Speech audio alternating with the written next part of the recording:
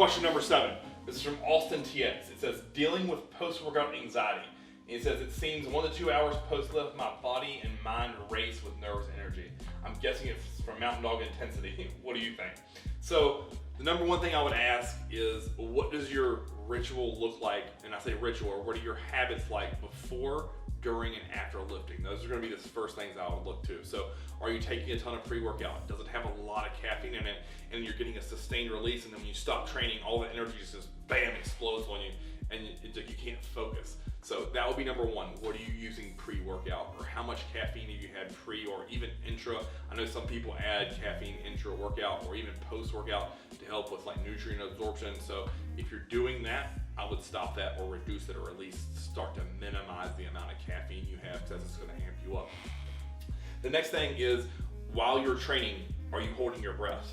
Are you not breathing? Are you having an extreme adrenaline dump, and then it's like you peaking, going down, and then back up? So I would look at those. Like, I would start to assess and kind of take notes almost in a notebook of what it's like when you're training, when you're doing work sets, what you're doing when you're done training, on your ride home, like what's amping you up, because those are going to be the questions that are going to hopefully lead us to the answer. So the next thing is, immediately post lift, if let's say for example, I'm going to use me. I definitely take caffeine pre-lift with GX pre-workout.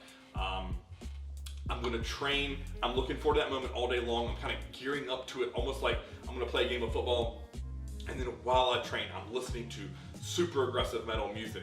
I'm listening to bodybuilding motivation in my headphones. Of course, my adrenaline's going to go crazy. When I'm done training, I have to recenter and focus, because I don't want to bring that energy home to my wife and kids. I just can't. If so, I probably wouldn't be married anymore, because where I have to go mentally to get through a hard workout is a very dark place. I don't want to carry that outside into my real life. So post lift, what I'm going to look to do if I'm having those issues is I'm going to do some foam rolling. I'm going to stretch. I'm going to change the music that I'm listening to from aggressive to really calm and relaxing. If you go to like iHeartRadio or even YouTube, you can type in like spa music, or like sounds of the rainforest, or even a guided meditation would do really well in my opinion there, to help calm your mind, calm your nerves, because what you have to do if you're here, you have to calm and get back to baseline. So that's going to be the number 3 thing I would do there. Now, the next thing I would look to is what's your sleep like.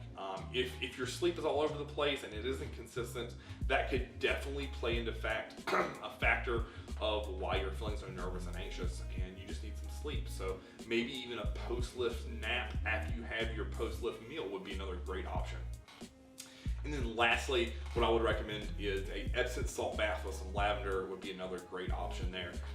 If you're having a hard time getting calm, because you can get in that bath, it's nice and warm.